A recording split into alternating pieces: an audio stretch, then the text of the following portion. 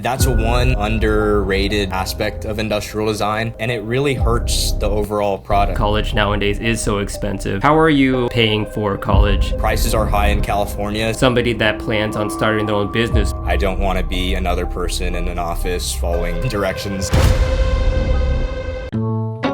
Hi everyone, I'm Joshua Ryan. I'm going into my third year with Purdue University in industrial design, and this is Portfolio Pinup. I think you're a unique case. You're actually the first person that I've talked to that's not looking for a job in industrial design when they graduate. So tell me a little bit about your story and what you're seeking with industrial design. Coming into ID, I knew that I was not a natural artist. So funny story, back in high school, I took a year of art class and I did all right. It wasn't, amazing, but I told myself that I wasn't going to draw anyway in my future. So I stopped taking those art classes, and long story short, I find myself at Purdue University in ID. So looking back, that was just hilarious to think about how time flies and how opinions change. But coming into ID, I knew that my natural strength wasn't art, but my natural strength was product visualization, trying to figure out solutions to problems. And ID gives me that opportunity to visualize what's in my head and also what I'm talking to people with. So it's a super exciting opportunity to be in the program. Tell me about this business. So give me that elevator pitch. What do you guys do? What are you trying to go for and achieve? Looking at what AI is currently, we see ChatGPT, we see Claude, we see Bing.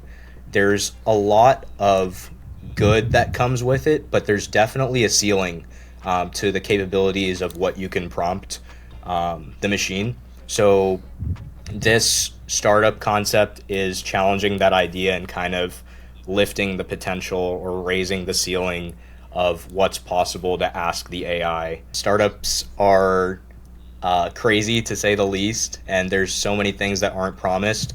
But currently, yes, I'm a student and I'm considering going into this route if it works out. But regardless, it gives me experience and it gives me an eye into what's possible. So currently I'm a student and I'm also connecting with people. I love talking and networking with people from different brands because everybody has something interesting to share, especially in the ID space. So for people watching, it's definitely a good idea to connect with people on LinkedIn or talk to your professors, talk to people that are much ahead of you. Even let's say you're a freshman or a sophomore, you can go to the senior studio or the junior studio or the grad student studio if your college has that, and have a conversation. Those guys aren't going to kick you out of the studio for asking a question or asking for a portfolio review. So definitely I'm in that mood and season of growing and developing. So I love talking to people just like you, Jimmy, and seeing what can be improved. And obviously, like, if a good internship comes around and if a good opportunity comes my way, I'm definitely going to go for it.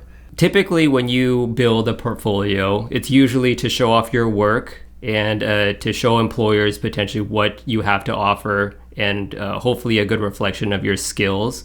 And so it's interesting to me to actually build a portfolio and give feedback for a portfolio to somebody that plans on starting their own business. Tell me, when you're building this portfolio that we're about to jump into, what are you catering it towards? Will somebody look at this and say, wow, like, why does this look good? One thing somebody told me earlier was, let's say going on Behance or going on any place people post portfolios, sometimes we pause at one specific picture or one specific render. And what I ask myself is, why did I think that looked good? So it could have been the lighting, could have been the CMF, it could have been the background it was placed in, or even the complexity of the project. My goal was to try to hit on those points, try to get things that I would personally stop at, and stop and stare, right? That's the concept I was going for. I love layout design. That's definitely one of my strengths, and I definitely have an eye for it as well naturally. So I can spend hours and hours figuring out things, prototyping, and just iterating these concepts. And I guess on this portfolio, I worked on it for around half a year. So I had a lot of time to spend and kind of sit on things, go to bed, get up the next morning and look at the same thing. And I guess I wanted to just go for mass appeal, especially when it comes to getting an internship or getting eyes on your project. You want to go for things that the majority of people will like. And you could look at the Design Trends 2025. There's plenty of videos like that. But then it's also important to have your style and go with what you're preferring. So definitely this portfolio was catered to a lot of people, right? Getting internships, getting opportunities. And I kind of just wanted it to be a staple, especially with our college. Purdue has something called a sophomore review. So they give you 2 years to develop yourself from ground zero. And out of, I think, around 70 people who started the first year, 24 got into the major. So these portfolios were honestly catered to the judges, right? Catered to the people that decided who was getting in and who is not. I know that you want to start your own business, but is there any plan B in the back of your mind? Like, say if, it doesn't work out at a certain point, do you plan maybe just try to find a job? I believe that things will come at the right time. Even like people say that the job market is bad and there's limited opportunities for ID. My belief is if you work hard enough, I'm blessed personally to be in the United States.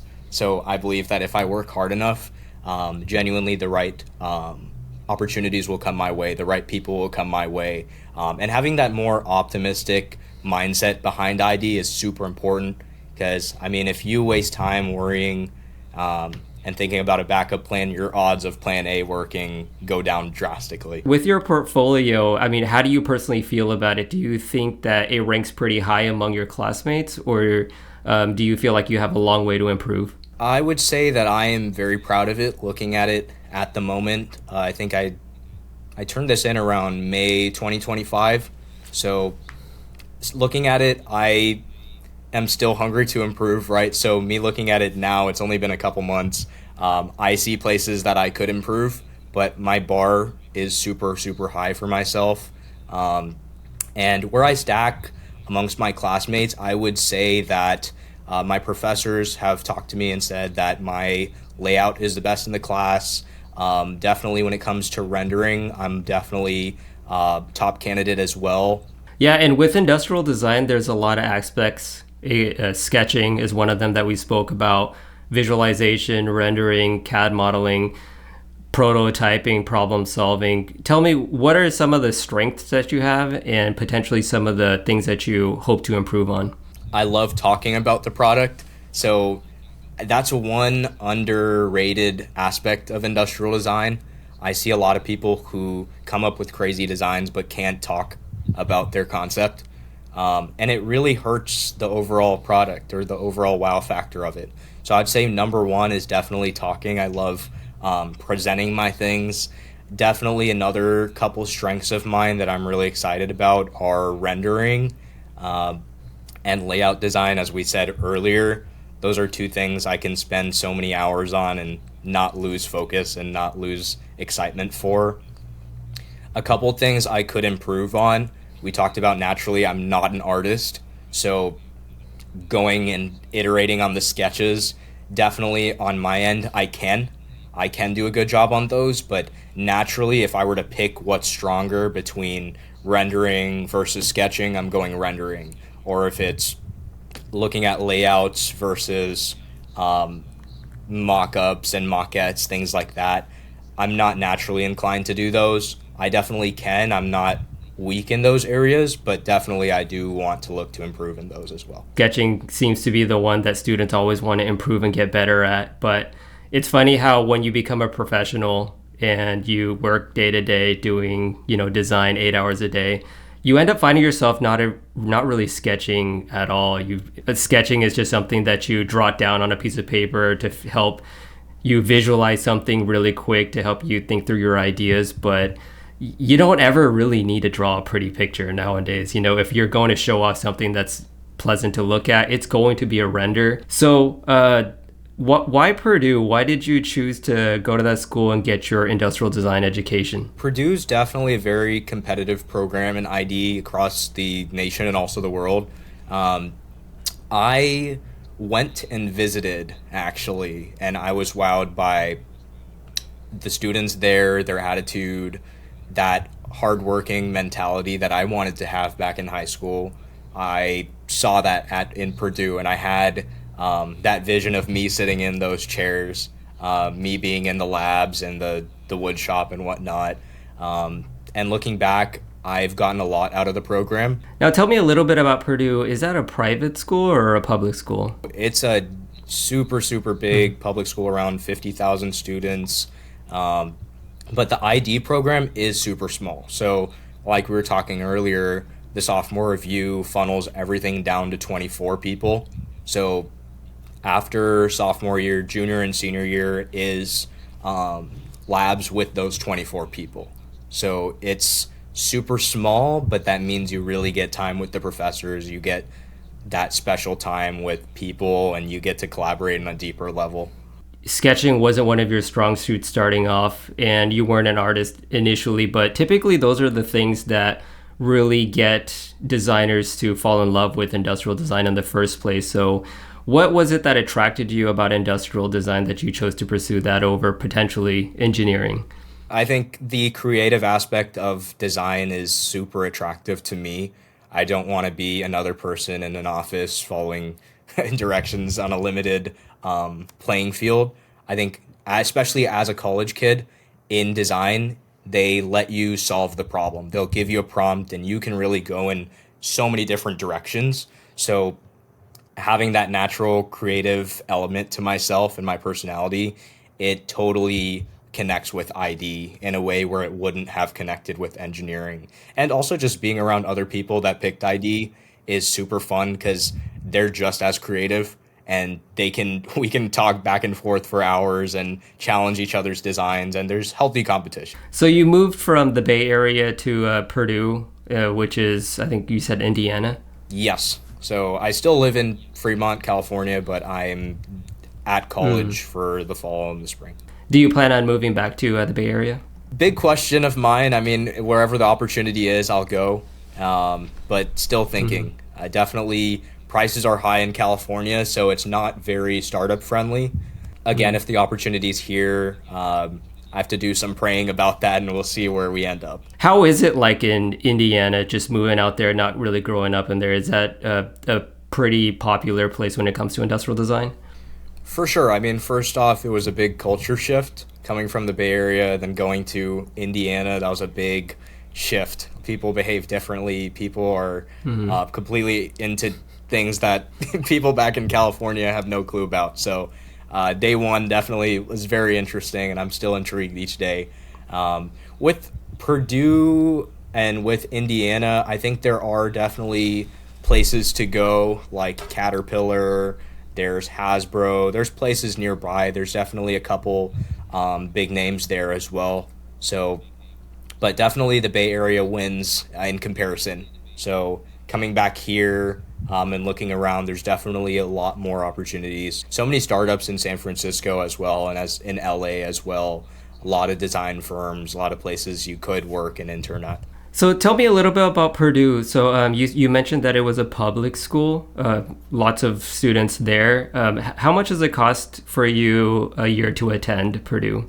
Yeah, so out of state is pretty competitive as a Californian. So it's around 40 grand a year, I think. In general, that's a ballpark number. But especially as a Californian looking into Purdue, it's super competitive with our in-state tuition, which is sad but true. So a place like UC Davis or UC Berkeley, those places will cost just about the same as an in-state student. And places like USC cost $90,000 a year as an in-state. A lot of students, they either take out student loans or hopefully they have a major scholarship that helps them cover it. But I know a lot of students who just choose not to go to college and get a degree because college nowadays is so expensive. How are you personally paying for college? Like minimal loans, and then my parents are covering a lot of it, so I'm super grateful to them. All right, let's go ahead and take a look at your portfolio. Very impressed by the page layouts. I love that you made these very long, tall thumbnails in a way with a short little description down below. Looks like it's jumping into the very first project. I see a big, nice render and some description with a lot of graphics. Okay. The mission.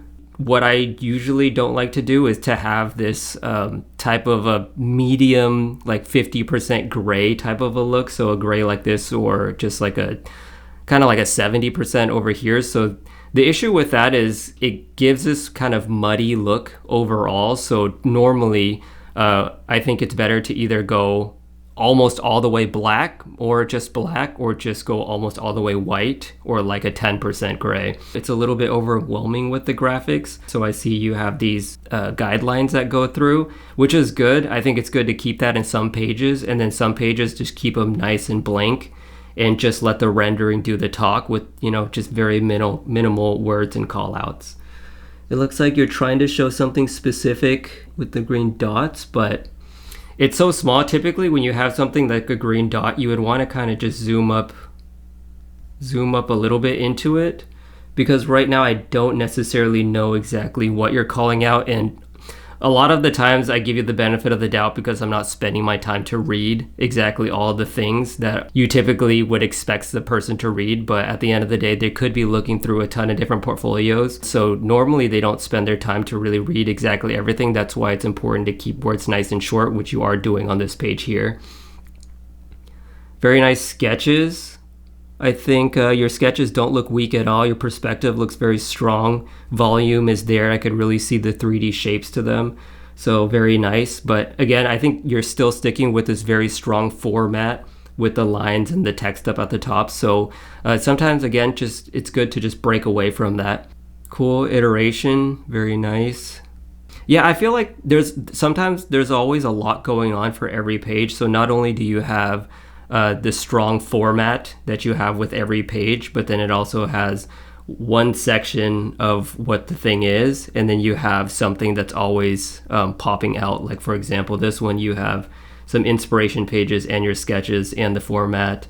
This one you have the table with the render. I'm getting the sense where there's a lot to look at on every page, so have a couple pages in between where it's just showing and highlighting the design itself without too much going on the page. Typically I would drop the format and I would probably just make it fill up the whole page. So something like that, just fill up the whole page. Yeah, with these green spots, I don't necessarily know what it's exactly targeting. It just seems like it's just pointing to a random spot. There's nothing really in the bubble, which that's my first interpretation, is what is he trying to highlight here. Renders look very nice though. I think the design, even though it's very simple, I think you did a good job to really make it look like a real product. Normally when students, they stick with these geometric shapes, they need to break it up enough to where it looks like a real product. Otherwise it just looks like any student can do that. So right now, I think you did a great job making the base thicker, and then you have the translucent part, the tank that holds the water. You rendered it very well, broke it up with some graphics on the side there, and then a top cap. You did a really good job with the part here. It looks like it sucks up water and probably shoots it out. And nice venting. Looks like you did a good job with building out all these details, and even this boss here. So mechanically it looks very real, even though potentially it could not be real. Okay, now it looks like it's jumping into a different portfolio piece. So lots of renders, lots of explanation of what the product is, what it does, but also very short and simple. What I think I would like to see is just full pages of just the design itself, and not too much explanation. So with an industrial designer, you want to show not only what the product is and what it's used for, and explaining all the features that it has. That's one thing, of course. But at the same time, you also want to show the nuances of the actual 3D form that you've done. So typically how you do that is just zoom up to it, have a nice hero shot angle, and just show the actual design. Just show off and highlight your actual 3D model, the design that you did, show off some details of it. Because right now, so far I haven't really seen that on this page. I think this one is good. I think having a whole page just showing it like this is good. Maybe just one though and not two. I think the background could be a little bit too distracting as well. So even though visually it looks very good, kind of like an advertisement shot, what you want to do is just really highlight your design. Keep the background nice and simple, light gray or white or completely black, like I said, and just really show off your design by itself without any extra graphics to really try to spruce it all up and try to make it look fancier than it really is. Just show the design. Then it jumps into the next one. Very nice. So I think this is a lot more powerful than the last one. I think it's because, like I said, the blacks are a lot darker. So you're really showing just like you're going into one clear direction rather than this muddy gray look. Sketches. I think this picture can be blown up just a little bit brighter. I do just want to see things a little bit bigger. There's always seems to be a lot of elements that are going on, like I mentioned. Sketches, very nice. This is super nice. Yeah, it shows all the internals. And then just a combination of the 3D and the front view straight on shots. I think it's a good look, nice and clean and simple. Layout is good. I really don't think you need this on the right here. I know it looks cool, it makes the page look interesting, but try not to just use the same techniques over and over. So I'm seeing two different things. I'm seeing the tower, the speaker, and then I'm seeing this wooden part. So I'm interested to see what that wooden part is, because I didn't see it in the development pages. This also seems very advertised shot, which is nice, but I think the speaker is very dark. Maybe you're trying to show off this table, but right now the table is coming out of the blue for me, so that's interesting. And then it goes back to the speaker. Yeah, so very graphical. I mean, I see the speakers and coming in all different directions, but at the same time, it looks more graphical than it does trying to show off your design. But every single page always just keeps looking very busy. Building out the internals, showing me how it works, shows that you know how to, thinking about the internals, how it works, the mechanics of it, and actually even taking the time out to build it all. Nice, showing the usability. And then it jumps into the next one. So far, it's the product, the idea, not too much research, not too much inspiration pages, going to render what the product is, lots of explanation about what the product is and what it does, and then jumping on to the next one. So normally you just want to be a little bit more thorough. You want to show a little bit more research, showing the technology, even just like usability. So showing any kind of rough modeling, a human standing next to it, how large is this thing relative to the person, any 3D prints that you may have done, models that you've shaped, painted and made it look like a real product physically in your hand. Those are the things right now that it's a little bit lacking. Very interesting. So immediately right away, I could tell this is probably some kind of a student experiment project, because there's just something unusual that always kind of runs through the viewer's brain. It's like, why would B&O make an ice cream scoop, So that's something to keep in mind. Renders look good. So something like this, right? Just show me the whole thing so that I know I can get a grasp of what the whole thing looks like before you just immediately jump into some close-ups of it. As far as page format goes, normally I think the best way has been to first introduce it, show a very strong render of it.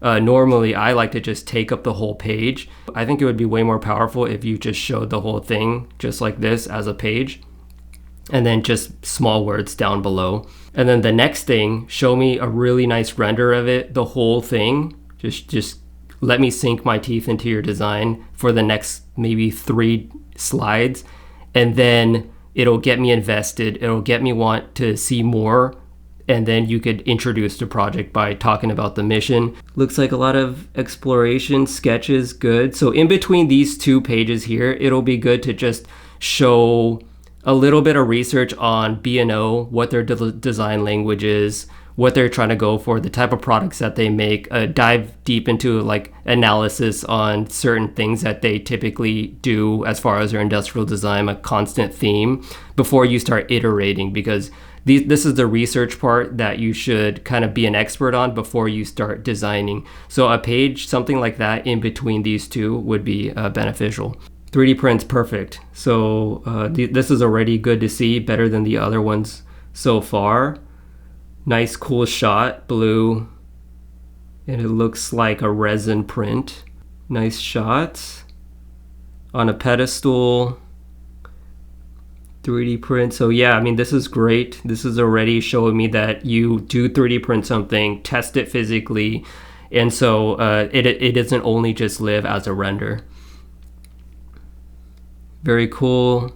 Use shots. You always try to call out these things, and you have these bubbles to them, but at the same time, it's like so interesting to me how I don't really know what it's really pointing to. It just seems like it's pointing to some random part. This one kind of looks like it's pointing to something, but I still don't know. You're probably sitting there thinking, obviously, Jimmy, it's this, but I truly don't. A person that's just randomly viewing your portfolio, knows nothing about it, seeing it for the first time, these are the things that they're thinking about, and these are the things to be aware of. Okay, B&O packaging. Nice, cool shots. This portfolio, very well laid out. I can see that you have a good sense of aesthetic, a good sense of page layout. Sometimes I feel like it's too good to where, you have like this go-to theme, and I see it reoccurring a lot. And sometimes I just want to just ease up a little bit, just take a little bit of breather, have some white space, just purely show off your design, nice and big, not too much going on. Try not to make the page look too good with your layout and your graphics skills, but really highlight your industrial design skills. And how you do that is just try not to use too much words. Try to really show off the form and the aesthetic. Even show me a screenshot of the 3D itself, the 3D model, like if you use Rhino or Fusion 360 or SolidWorks, show me that actual 3D model and potentially some iterations of it. Just ease up a little bit on the advertisement type of a look on every page. Overall, this is a very impressive portfolio for being completing your 2nd year. I think this is very nice. This is very good. I've seen some students that have graduated and it's not as good as this portfolio, so that's very impressive. It's a tough one on this one because I know that you're just a 2nd year student and I have to take that into account. But if I was rating you as a recent graduate, someone who is looking to be able to land their first job or impress somebody to be able to land a junior position. And so I think I would give this portfolio a B-, hovering above a high C. And it's not because of your lack of skills, but just because I just want to see a little bit more thorough process. But as far as technical skills, I definitely can see that you have them. Yo designers, hope you enjoyed that episode of Portfolio Pinup. I want to keep this going, so if you want to be able to be on the next episode of Portfolio Pinup, get feedback from me, go ahead and shoot me an email. The link should be down below in the description. I'd really love to hear from you, so have your portfolio ready and we could figure out the details from there. All right, guys, I'll see you in the next episode. Peace.